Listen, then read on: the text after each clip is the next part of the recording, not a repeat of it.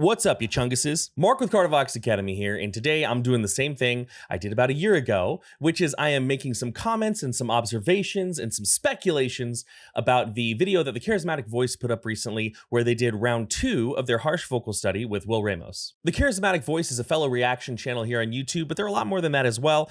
It's primarily, they have a large team, but it's primarily run by Elizabeth, who you see on the channel. She's the world-trained opera singer who has, traveled the globe performing and competing, bringing her knowledge to the reaction format, just like I do with my harsh vocal reactions. And Kirk, who is her husband, and he does a lot of the business savvy, reaching out, making connections, setting things up, logistics and all that. And the two of them have created a very successful thing for themselves. So while yes, they are fellow reactors on YouTube, I just want to make it clear that they're doing more than that. It's not just, hey, they're a reaction channel and that's it.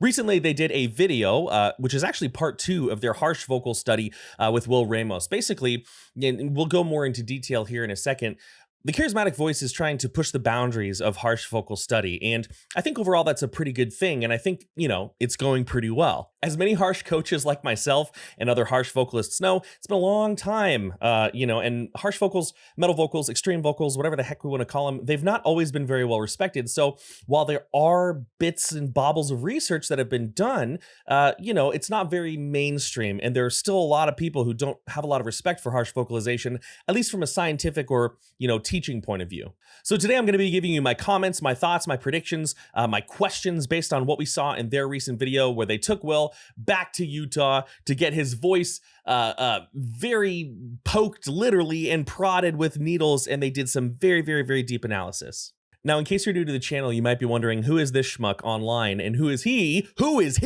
to be commenting on the Charismatic Voices video? I know that channel has a very devoted following, and so here's a little bit about me and why I'm talking to you about this. I've been a harsh vocalist for about 14 years. I was playing around with harsh vocals like 18, 19 years ago, but 14 years ago, maybe 15 years is when I really started taking it seriously, and I joined up, I actually helped started the band Kardashev. Right now we're on Metal Blade Records. We've got a lot of releases. I've been doing this harsh vocal thing for a very long time. I've done some small tours. I've played internationally. Actually, we'll be at Euroblast for any European visitors who are close to, within decent distance to Cologne, Germany. You will be there this year in October, playing live on the stage. So you can catch me there if you want to. I've also been a harsh vocal coach, an extreme vocal coach for the past 4 years now. It's my full-time job teaching people how to make harsh vocalization of pretty much every kind safely and efficiently.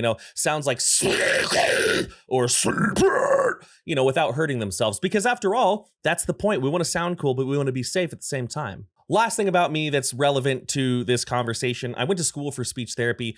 Now, it is very important to note that I did get sick, very, very sick, basically had to drop out because of my illness and could not finish my degree. The reason I always say that is because whenever I forget to say that, people think I have speech scientist level qualifications.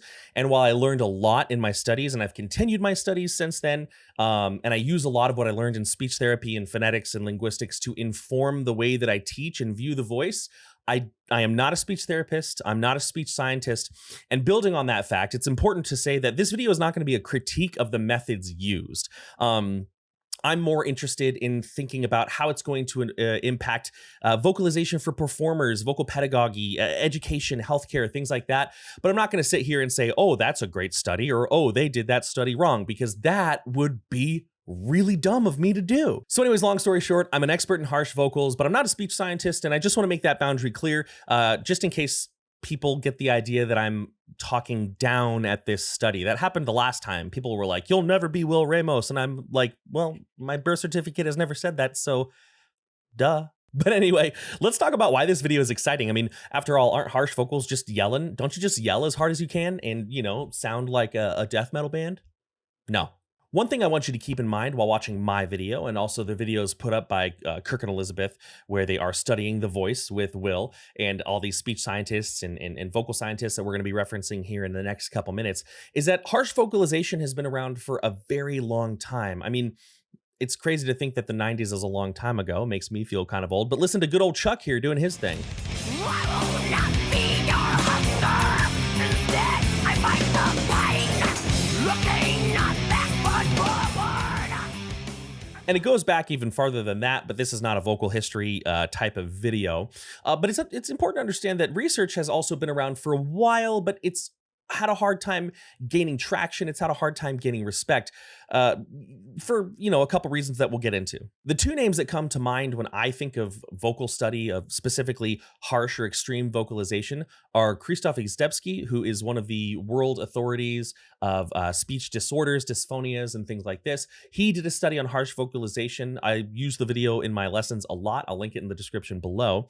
And then there's also Enrico De Lorenzo, who's not only a voice doctor, a phonetician, he is also a heavy vocalist himself. He's in a band called Hideous Divinity, and he has videos here on YouTube that you should totally go check out. He actually scopes himself. He does a laryngoscopy on himself while doing harsh vocalizations. And we see a lot of the things that we see in the video recently that the Charismatic Voice put up. We see a lot of things happening. Okay, so what makes the Charismatic Voices video different? What makes it interesting? Why are so many more people talking about it now than have been talking about it in the past? Well, I think the main reason is, and correct me if I'm wrong here, but none of the studies have been quite as in-depth as this study seems to be. I don't think we have a lot of footage of people doing harsh vocalization in MRIs, maybe a little bit here and there, but not this extensively. Nor do I think we have studies where we've put electrodes, I wasn't there, where they have put electrodes into the actual vocal muscles, seeing what happens in harsh vocalization. Another reason I think it's particularly interesting is because Elizabeth comes from an opera background. And generally speaking, throughout the past, opera and classical singing, even contemporary styles of singing, have been very at odds with harsh vocalization. They did not like each other very much. In fact, it was a little bit one-sided because while metal fans, especially in like the 80s and the 90s, might have turned their noses up at, clean vocalization as a school of study, they were very open to clean singing in bands, so it was a little bit more, I don't want to say it was like two sides equally fighting each other. The academic singing world definitely was not willing to hear what we had to say. And so Elizabeth, having this platform, coming from an opera background, having, a lot of contacts in the traditional classical style of singing and those schools of thought, because remember, she's not just a singer, she's very, very well known and respected. I think that's helping bridge this gap. People are saying, okay, well, if she's open to it, maybe I could be open to it as well. And I think that's a pretty cool way for her to be using her platform. She doesn't need to be doing this. I think that it's really a big favor in a lot of ways. It's probably also a bit of a strategical business move, but that's okay. We run businesses. I think that the overall motivation here is to increase the understanding of harsh vocalization and gain some respect for it. And I think that's cool. That's something that I'm behind 100%, 2 thumbs up. But anyway, let's get into my initial thoughts when watching this video. So I actually watched it, I believe it was Saturday night. I was in vocal lessons all of Friday, so I was not in the premiere. And after my vocal lessons, I had 8 back-to-back. I was tired. I ate dinner, put my kid to bed, and I went to bed. It was lights out. But the next night I watched it all the way through in one sitting, and I just took a little while to think about it. But I wanted to say some of the things that I was thinking about while I was watching it in real time, because it was a very, very interesting watch. My first thought was that it was kind of cute, and I want to tell you exactly what I mean. Now, when I say cute, people are going to think I'm, again, talking down or being diminutive, but this is not the case. I don't mean it that way. Watching the video, I was hearing these doctors and these speech scientists say, oh my goodness, this is crazy. We've never heard this before. We've never seen this before. We had no idea that people were doing this sort of thing. I mean, a couple key moments that I wrote down here. Yeah, I'm going to look at my script off screen, just deal with it. Were when Dr. Amanda Stark was like, I had to change the way I thought about human vocalization. Dr. Lynn Maxfield was commenting on the limited periodic voicing in harsh tones. And, obviously he's tremendously skilled, more knowledgeable than I am, but he was like, we kind of had to finagle the way that we did things. We had to kind of rethink because we didn't have the normal anchors to grab onto that we normally grabbed on. And in my mind, I'm like, yeah, that's the point. And there are more moments that we'll talk about. But when they were saying these things, it felt like maybe you've had this experience before. You invite your friend over for the first time, and maybe your friend walks into your room, you're a kid, and they're like, you have the Micro Machines van? And you're like, yeah, I have the Micro Machines van. And they're like, oh, this is so cool. And you're like, yeah, I've had it for a long time. And they're like, you mean you can put other cars in the Micro Machine van? And you're like, That's the point of the Micro Machines van. Yeah, absolutely.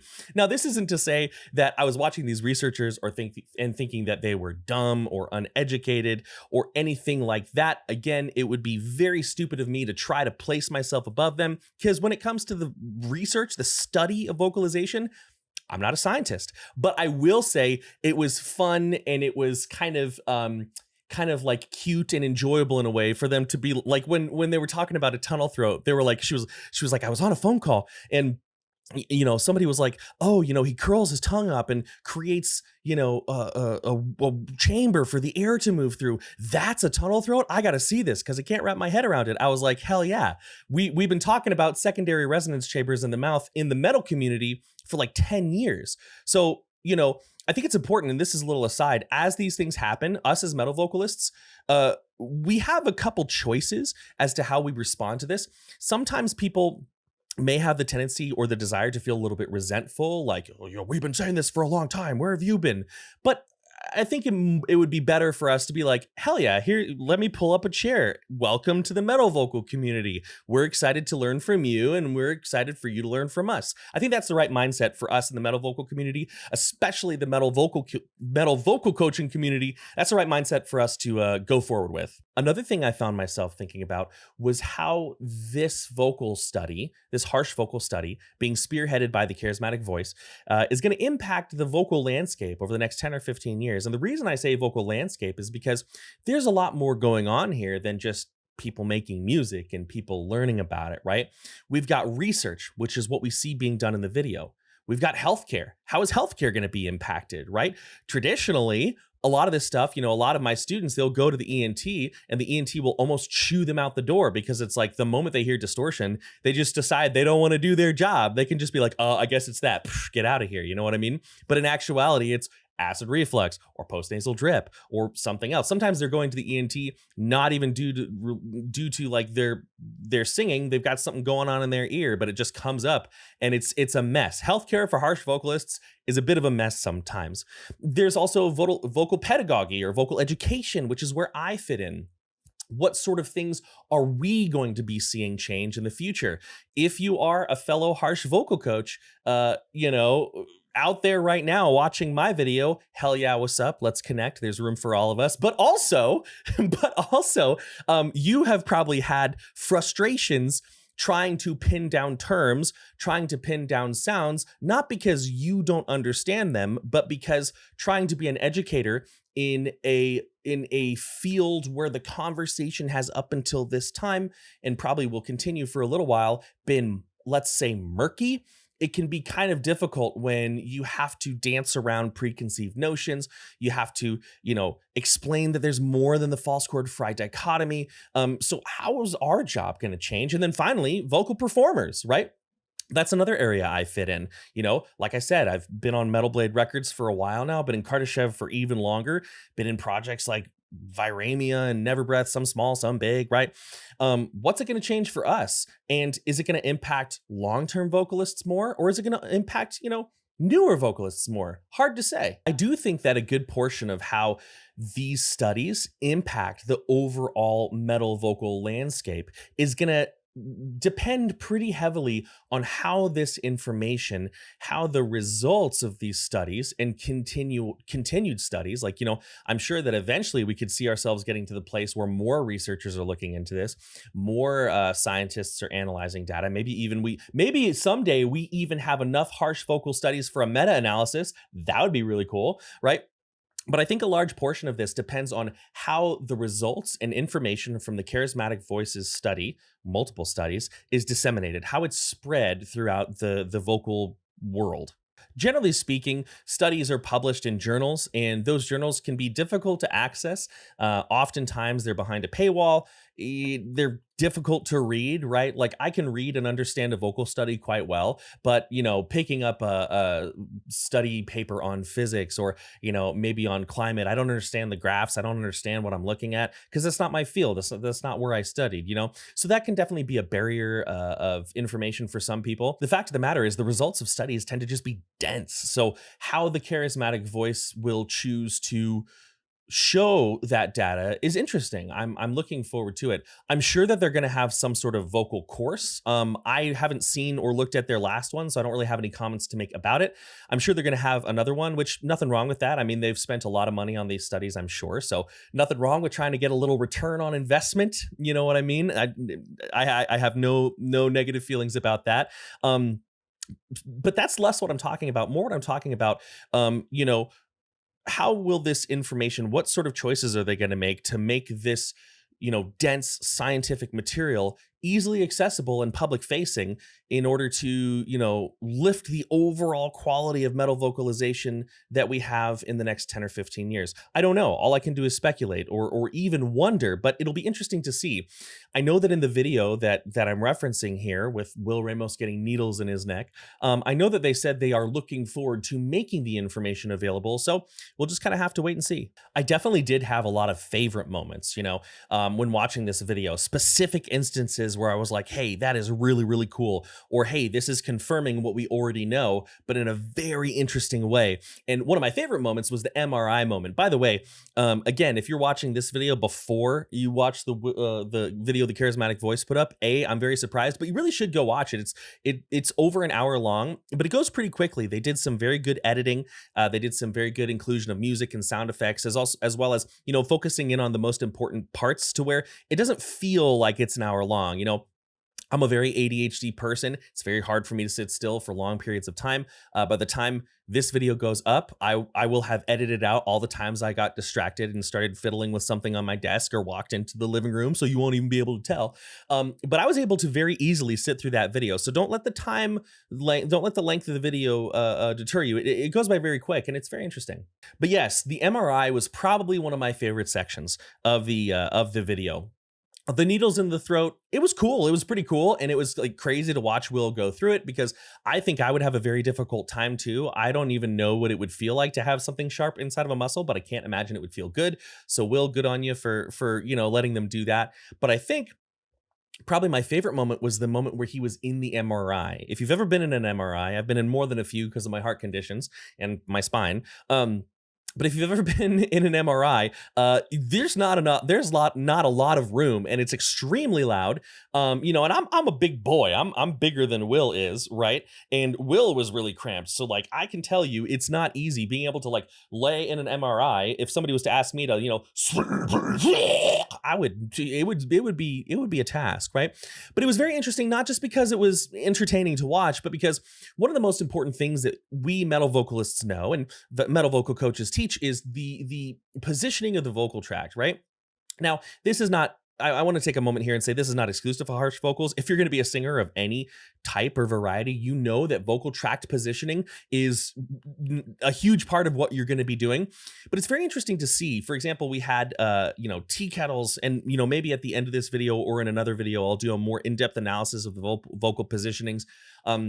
But we had his tea kettle scream, his fry scream, his false chord scream, his false chord high scream. And a lot of these positions in the MRI were things that a traditional singer or traditional singing vocal coach would not want you to do. We had, you know, dropped, depressed soft palates. We had lifted larynxes. You know, we had constriction in the tissues above the vocal cords. By the way, it was incredibly refreshing to see accredited, educated, you know, very, very, very qualified scientists and researchers saying that vocal constriction in the supraglottal tissues was okay, because, oh man, I cannot tell you how many times I have had a student who is taking harsh vocals with me, clean singing with another teacher, which is fine. There's nothing wrong with that. And I'm almost like having to dance around the preconceived notions of what the clean singing coach is saying to the student, and the student then starts to distrust me because their clean singing coach said something. And it's a very fine line to run. And so I'm very glad, because I can just be like, yo, timestamp, show your coach this, show your clean singing coach this, see you later. You know, it's gonna be Chef's kiss. That was wonderful to hear. I mean, we've all known it for a very, very long time, that, strategic constriction that's done properly is okay. But for some reason, people don't believe it when we say it. So, hey, I'm glad that the people that will be believed are the ones who are saying it. There are also some other moments that I found extremely interesting and extremely fascinating. One of the main things is that a lot of new vocalists, they'll come to me and they'll be distraught because their fry screams don't use a lot of air and their false chord does use more air comparatively. And this is something that I coach them through and I work them through, and we can find ways to make it a false chord, not just a dump of air, but generally speaking, you just aren't going to hold a false chord like a fry, right? And so when Will was screaming into that device that was measuring the airflow and the intensity, and we're looking at it right there, it is graphed out, false chord uses more air. This is just another way to confirm for students that, yes, this is true. This is something that is not a failure. It is a feature. We need that extra airflow in order to get the tissues rattling in the way that we want them to rattle. So this was very cool. The second was in that same part of the study. The person researching, I can't remember who it was. Of course, I took notes. I can't remember who it was. But the person who was, at the helm mentioned that that there were times when Will would increase the volume of the scream, but the intensity would stay basically the same.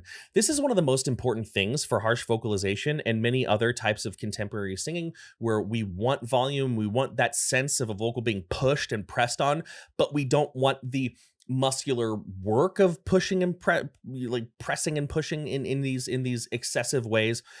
This is an example of how vocal resonance and the way that we shape the vocal tract can do volume for us versus the muscles in our throat. So it's very cool to hear that confirmed as well. Again, these are things that we as harsh vocal coaches already knew, but it's still cool to see the data. It's still cool to see the graphs. It's still cool to hear them say it. You know what I mean? Also in the video, I believe, I don't know exactly what it was. I think it was around 18 minutes in their video, but I am 90% sure I heard an inhale.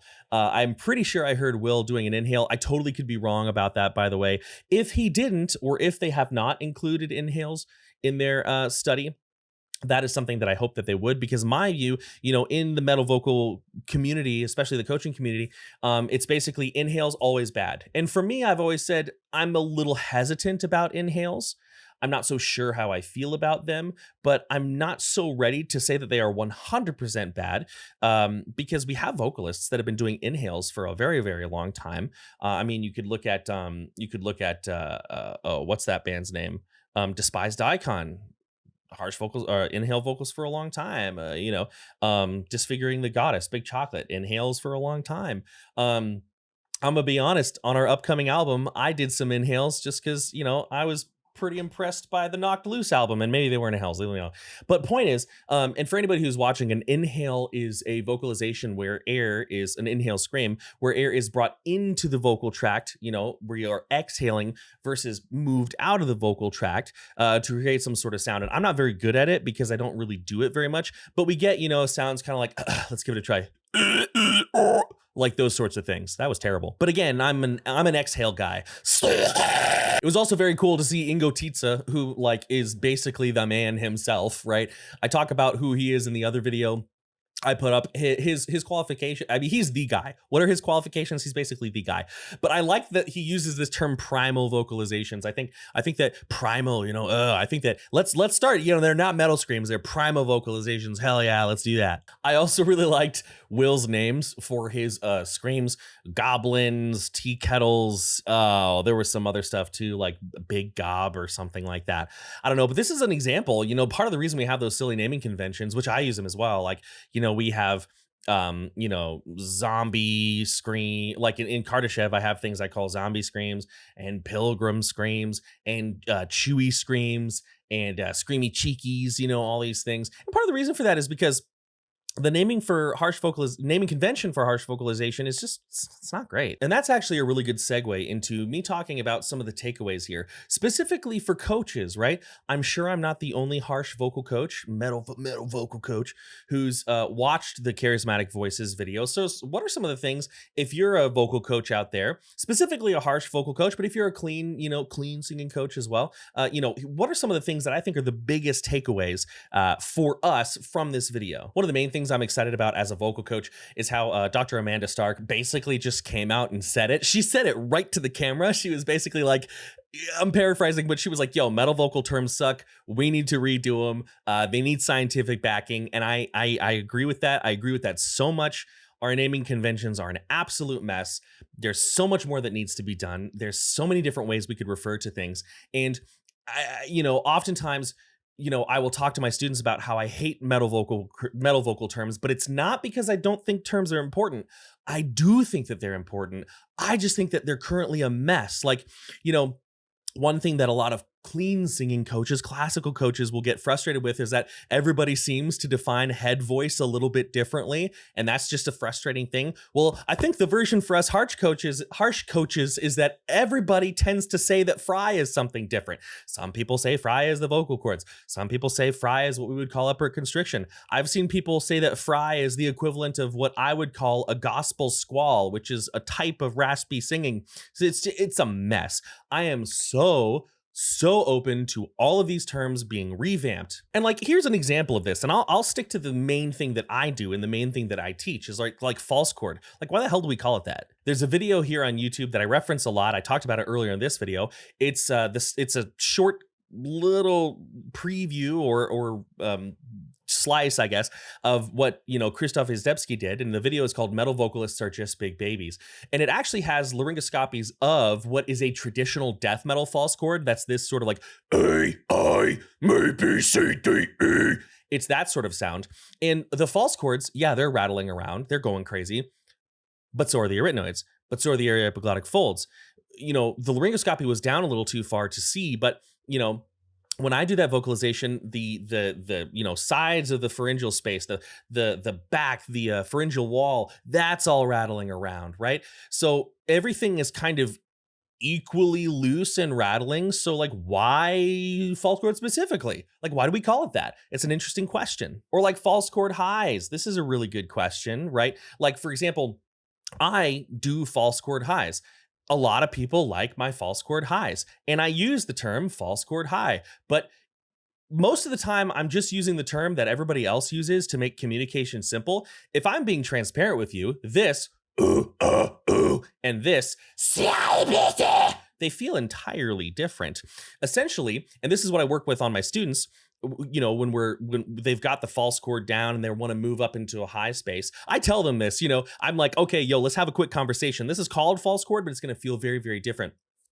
As the scream lifts up, right? As I move that scream by way of proper use of timbre, adding brightness, adding twang, adjusting my breath support slightly, relaxing the throat. As I do this, the gritty feeling, the floppy feeling moves entirely up into the back of my mouth. And, I've had a scope before. I've had a laryngoscopy done before. I've had a speech therapist look in my mouth while I did this. And a lot of what I was doing was coming from the palatopharyngeal folds, the very, very back of the mouth. It's not fry, but it's also not. Do we need a different term? Maybe we will have one soon. I don't know.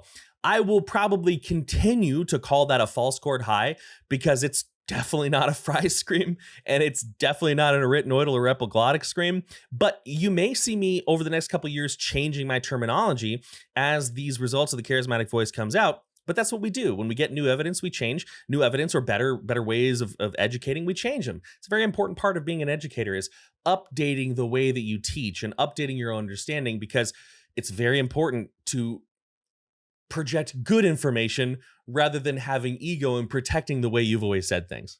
I think another great takeaway for coaches is the language that they were using in this video, the charismatic voice put up, of source filter. So we have the source of the sound and then the filter of the sound through the vocal tract. I think that that's something I'm going to start using a lot more, and that other vocal coaches should start using a lot more. And before anybody gets mad, if anybody's like, the charismatic voice, that's their thing, it's not. That terminology, and honestly, I don't know why I've never used it. The metal vocal world, like I'm saying, it's not, the metal vocal world is a very well-informed, very strategic, very logical, and very methodical place. But the fact of the matter is that for much of the time we have taken clean singing study, which doesn't hasn't had a lot of respect for us and done our best to take what we do, inform it with that education that doesn't have a lot of respect for what we do, and put the pieces together. I think that we've done a very exceptional job of that. However, I do think that there's room for updating. And I think, again, the term source filter theory, source filter vocalization, it's a really good one to use. And it's been around for a while. I think I should have really looked this up beforehand, but I think it even goes back to like the 50s or 40s, maybe even longer. There was like some study of just vowels. Yeah, there are whole studies of just the difference between e, o, u, the acoustic properties, everything like this. In the metal vocal world, we tend to refer to this as like the type of scream and then the mouth shape, right? And you can see, like, even when I put source and filter together, that's nicely broad. It's broad and yet concise at the same time, versus scream type and mouth shape. It works. It's clunky though. So source filter is awesome. Source filter, you got the source of the scream. You've got the filter. If I don't do this, it sounds like this. Makes a lot of sense. Another great takeaway for coaches is that we can just be even that much more confident in the things that we're teaching, right?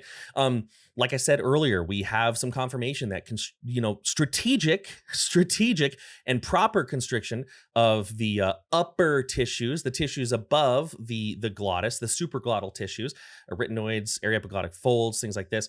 That is okay when done properly, and they are capable of creating distortion without damage. Again, we've known this for a while, but now we can be extra confident. And if somebody says, nuh-uh, we can have the Charismatic Voices video time stamped where all these scientists are like, nah, it's okay. It's okay. Like, if ever there has been a time that the harsh vocals are inherently damaging conversation could be put to bed, it's then. The moment that the Charismatic Voice published their video, let's just put it to rest. It is done. It's finished. Harsh vocals are safe. Leave it alone. Us coaches also can start talking a little bit more about how we don't have to put everything into this false chord fry binary, right? False chord, that's the vestibular folds. Fry, well, that's a speaking register. Hey, everybody, what's going on? None of those inherently involve the arytenoids, or by naming convention, I should say. The name false chord does not imply arytenoid. The name false chord does not imply aryepiglottic fold. And yet we see these things happening. So it's a good way for us to also explain to our students, because I know that there are many of us out there, all of us booked to heck with students, right? It's a way for us to further explain, like, yes, false chord and fry are great places to start our understanding, but it is more than this, right? One analogy I like to use all the time is that, think about a cake. Well, is that cake eggs? No. Is it milk? No. Is it flour? No. It's got all those things in it, depending on your recipe, but it is something more now. It is a culmination of its parts. And that's what a lot of screams are, when we do something like, of course, that's more than just one specific part of our voice doing this. And this video really kind of confirms that. The last big vocal coaching takeaway that I got from this video is further explanation as to why it can be difficult to teach trained singers harsh vocalization. Not impossible, it's doable. I do it all the time, but let me tell you something. As a vocal coach, as somebody, let me tell you, I hustle, okay? I grind this shit. I really like my job. I really like getting better at it. I really like success. You can see our Cardivox alumni playlist where I show various success moments of all of my students, whether or not they're beginners or advanced. There's every level of vocalist on that playlist here on YouTube. But I grind this crap. I haven't had a conventional weekend in 4 years. You know what I mean? And it's because I really like dig in. And that being said, I know that when I have a student who says, I've got 2 vocal performance degrees, I'm in my mind 100% sure I can help them, but I'm also aware that it's possibly going to be slower starting. And the reason for that is because, here's a great example. What's one of the worst things that you can do in clean singing?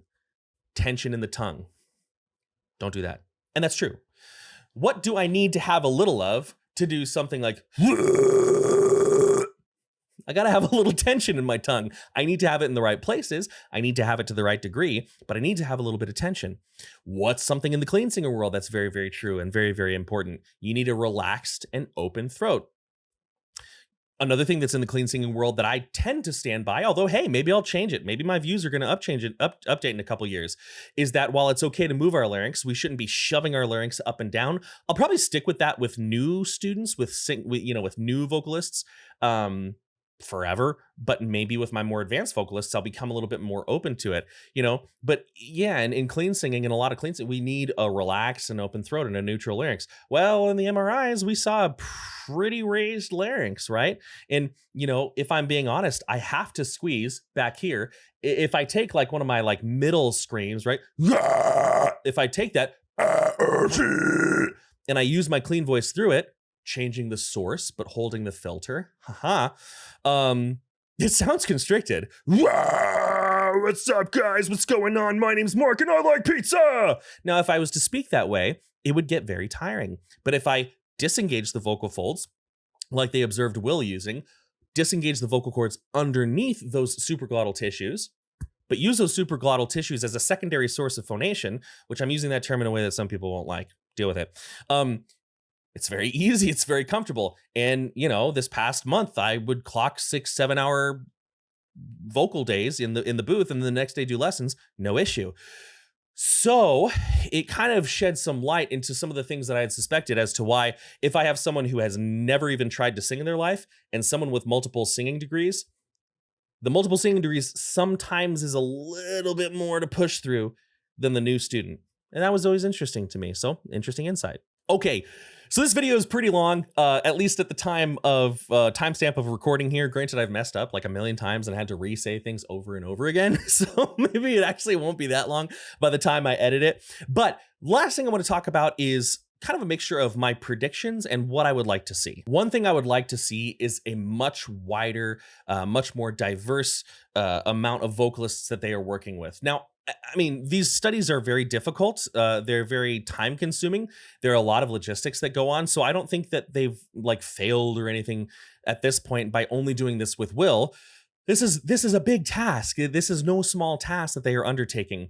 However, that being said, and I'm sure that they are, I haven't spoken with them about this, but I really hope that we have a wide variety of vocalists and that group of vocalists has multiple genres in it, right? One thing that's for sure is that this information we're getting from this study that they're doing with Will Ramos is teaching us a lot. We're really teaching the researchers a lot and confirming a lot of things for us about how harsh vocalization works for Will. Now, I'm sure that if they did this with 100 people, a lot of what Will is doing would be across the board with most of these vocalists. But there are going to be some differences. I mean, just look at an opera singer versus a pop singer. They're both using their vocal cords. Yes. They're both interacting with their various registers, of course, but there is some difference, right? Look at the onsets in opera and rock. Rock onsets and opera onsets, those are different. Those are some different things, you know what I'm saying? So if we really, really want to deeply understand harsh vocalization, not just vocal distortion, because rock music has been around forever. We're talking sludgy, nasty, toilet bowl harsh vocalization, right? Or, more elegant, but still quite aggressive vocal distortion. We need more people. Will is a deathcore vocalist. That is his specialty. That's where he lives. That's what he does. Yes, I've heard his other projects. I know he's capable of other things, but let's be honest, that's Will. That's who he is, right? And so they should pull some people from maybe hardcore, from slam, from progressive metal, right? There are differences in sound. And when we get differences in sound, sometimes that's just due to anatomical differences, but oftentimes it's also difference in technique, in practice, right? I suspect, I could be wrong, that there is enough difference between maybe Will Ramos, Courtney LaPlante, James Dorton, to warrant studying them separately.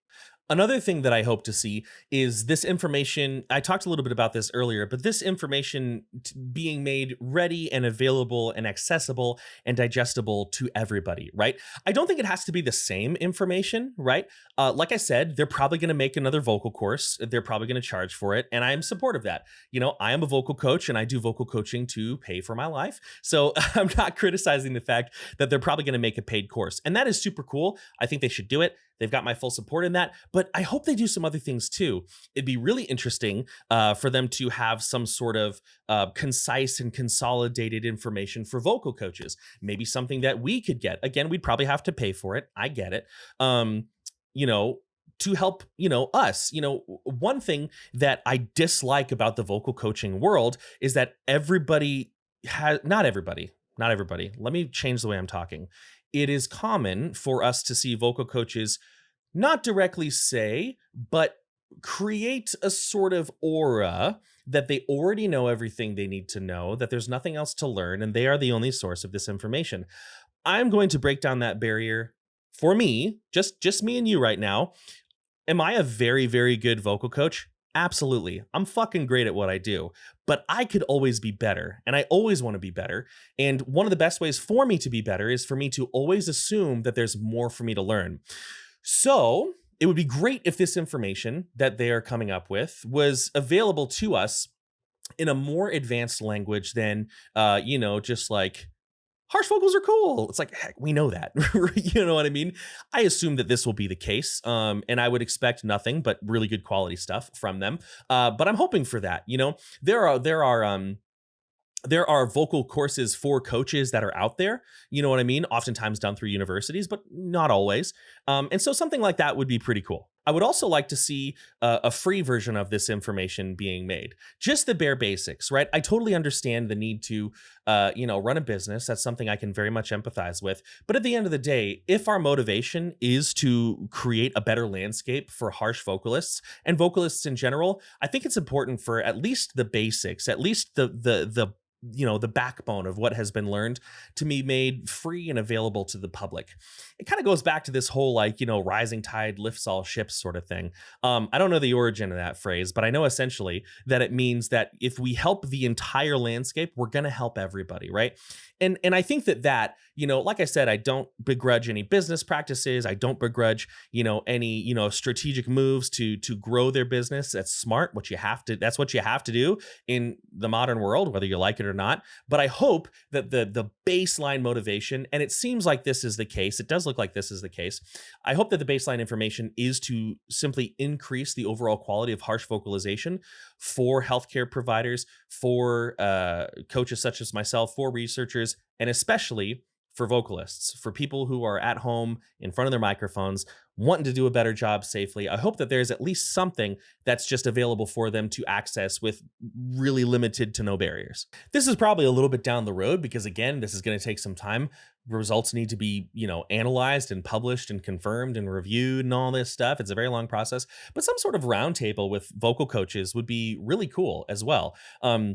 Like I was talking about, there's sort of this, again, nobody says it explicitly, but there's like this air, there's this tang in the wind, if you will, of, vocal coaches being silos.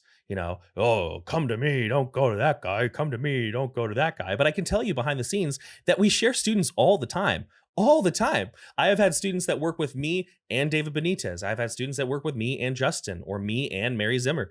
I've had students come to me from them, and I've had students go from me to them.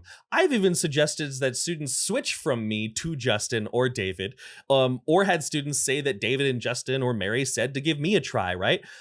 So behind the scenes, we're all having these brief across the room hello moments. But there's not generally a lot of, like, at least in my experience, a lot of time for us to come together, and talk about teaching in a public space. And I think that would be a really, really cool opportunity. That's something that we could do on our own. And certainly maybe that's the case. But I really think that this study is a good platform for the charismatic voice to also boost vocal pedagogy. Pedagogy. My son calls trucks gogies. Interesting. But it's a really good opportunity for them to facilitate that and, use their platform to kind of boost the overall teaching world. Again, I don't think it would take away from anything that they're doing. I think it would only it would only help if, hey, they were the platform that everybody was meeting under, right? But I think it would be very, very cool if something like that was set up. Again, might be a little too soon for that to happen because we need to wait on some results. But I know that the way I'm going to teach and the way that I'm going to speak about harsh vocals is likely to change as the years move. And I would assume that the other harsh vocalists out there, are going to do the same thing. I hope that they do. And so it'd be interesting for us all to just talk about it. If the charismatic voice doesn't want to do that, maybe we'll set it up on our own. I don't know. Who's to say? And now finally, some thoughts for you, the student out there, or the person who's thinking about becoming a student, to anybody, not just me, or somebody who is a longtime vocalist, the performers of the equation. I want to talk to you about a couple things that you may see moving forward and offer you a little bit of guidance. It is possible moving forward, and I would say likely, that we are going to see a lot of people looking at the results from what the charismatic voice is studying and publishing and regurgitating them versus understanding them, and saying they can teach you when they can't. This is a good thing for you to keep an eye out for, especially because a lot of these terms are going to become much more common, much more well-known. Again, in the metal vocal community, they're already well-known. We've been talking about fry and arytenoid and epiglottal and all these things for a very, very long time. But the charismatic voice is a huge platform, and so they are going to attract new eyes, and those new eyes might see dollar signs. And so I think it's going to be important for you, the average learner, to have the ability to discern whether the person who is giving you that information understands what they were saying. The truth of the matter is there are a lot of coaches out there who offer quality, harsh vocalization. Now, I haven't talked to all these people, so I can't full on endorse or not endorse or anything like that. But what I can say is from the material that I've seen, they seem extremely knowledgeable. I have had students that have worked with them in the past. The reason students switch isn't always because the previous coach was bad. Sometimes they just want to see what else is out there. So if I say that a student came from one of these coaches to me, that is not an insinuation that the coach they were with was doing a bad job. It's just important for you to get different types of information. But a lot of people are out there doing what I do, specializing in and offering good quality, harsh vocal education, right? These people are in no particular order. You've got David Benitez of Extreme Vocal Institute. You've got Mary Z of Voice Hacks. You've got Justin Bonnets of Tala. I don't know if he has a different name, like a business name or anything like that. You've got Sibila. I don't know how to say that. I'm sorry. Vocal Institute. I'm probably forgetting others. And if so, I'm super, super, super sorry. Off the top of my head, those are the first that come to mind. But yeah, it's a wide world. So I'm not trying to position if I'm the only person, but this is an important thing for you to consider. Not every coach is going to be created equal. And there's a difference between an experienced coach, a new coach who is extremely knowledgeable and wants to do the best job possible, but still has some learning to do. Hey, they can take some students, but maybe they be strategic about it. And then somebody who can regurgitate a lot of information, but doesn't know what the heck they're talking about. These are different things. And it's important to be able to discern, to be able to tell what the difference is. Another thing that I think is important to keep in mind is that Will is an extremely talented vocalist. He's an extremely talented musician. He deserves every ounce of praise that he is currently getting.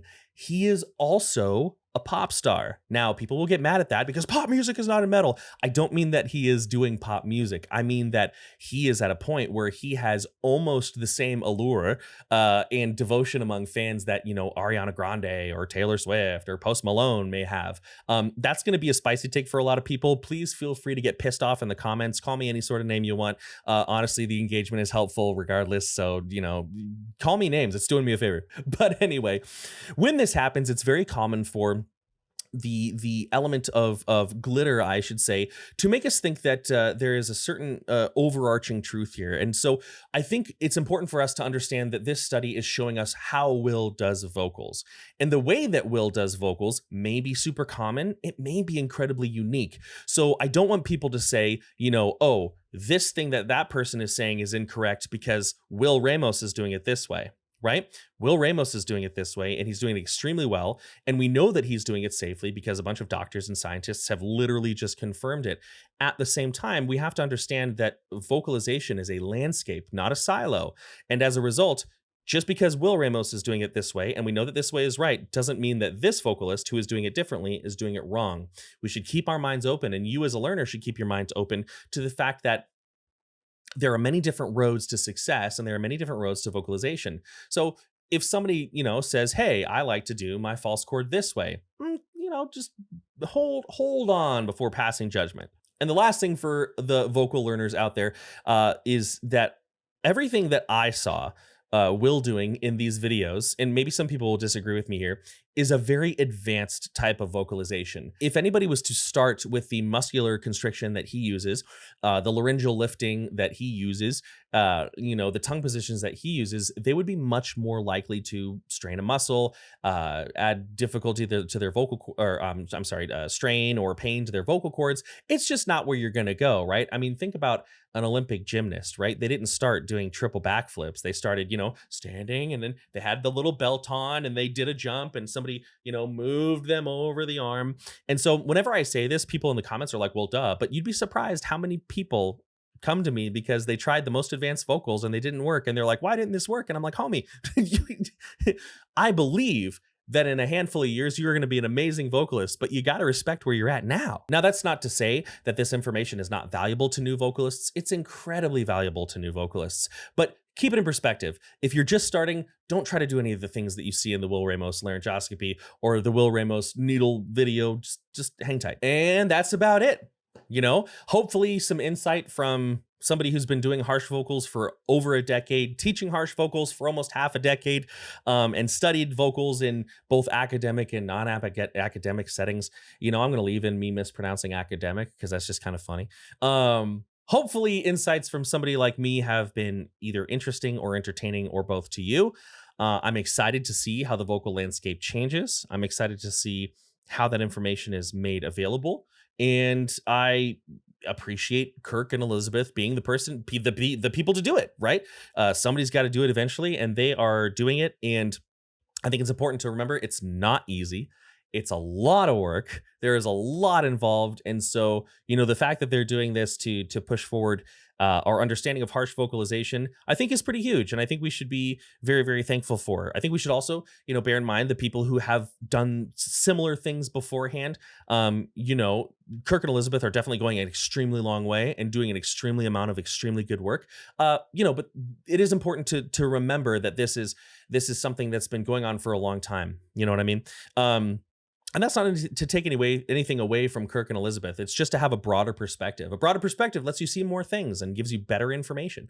So they're pushing the forefront. I think that their study is going to be fairly groundbreaking. I think it's going to change the way that we do harsh vocals in the next, again, 5, 10, 15 years. I even think that, down the road, if we have a harsh vocal documentary, the history of harsh vocalizations, Kirk and Elizabeth's names will show up in prominence in that documentary. So again, not at all trying to minimize what they're doing, but just saying, Google around. There's more information out there. But I think probably the most extensive and concise and detailed information is going to come from the studies that they are working on. Last but not least, I'm just going to say it, y'all. If you want to stick some needles in my neck, I know I'm nobody super duper famous, but if you want to stick some needles in my neck, let me tell you something. Do it. Shove them in there. I don't care. I would love to, even if it's just for me, even if it's just like, don't show my face anywhere. He's also a vocal coach. Get him away from us. No, I'm kidding. I have spoken with Kirk and Elizabeth before, so that little jab was playful. It was fun. But I ain't afraid of no needles. So I'm just going to say it. You want to stick some needles in my neck? Feel free. I will make the time. I will pay for my own flight. Anyways, that's really it. I actually mean it this time. I'm done. Huge thank you to Kirk and Elizabeth for doing this hard work. It is tremendous, and we should all be very, very thankful. Huge thankful to all of you who are watching. And I think this is an exciting time to be a vocalist and a vocal coach. I'm very excited about my continuing career, and I think it's going to be awesome. And that's all I got. So many thanks. Much love. I'm out.